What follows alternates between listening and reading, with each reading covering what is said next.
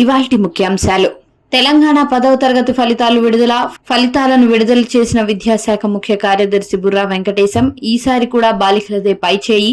ఫలితాల్లో నిర్మల్ జిల్లా 99.05%తో ఫస్ట్, వికారాబాద్ జిల్లా 65.10%తో లాస్ట్. కేసీఆర్ పై రేవంత్ ట్వీట్. కేసీఆర్ ను చూస్తే గోబెల్ మళ్లీ పుట్టాడనిపిస్తోందని విమర్శ. మొన్న సూర్యాపేటలో, నిన్న మహబూబ్ నగర్ లో, ఈ రోజు ఉస్మానియా యూనివర్సిటీకి సంబంధించి తప్పుడు సమాచారాన్ని ప్రజల్లోకి తీసుకెళ్లడానికి శాయశక్తులా ప్రయత్నిస్తున్నాడని మండిపాటు.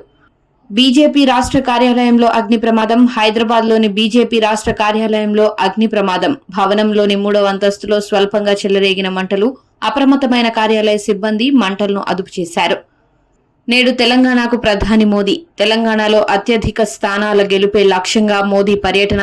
జహీరాబాద్, మెదక్ జనసభలో పాల్గొనున్న ప్రధాని.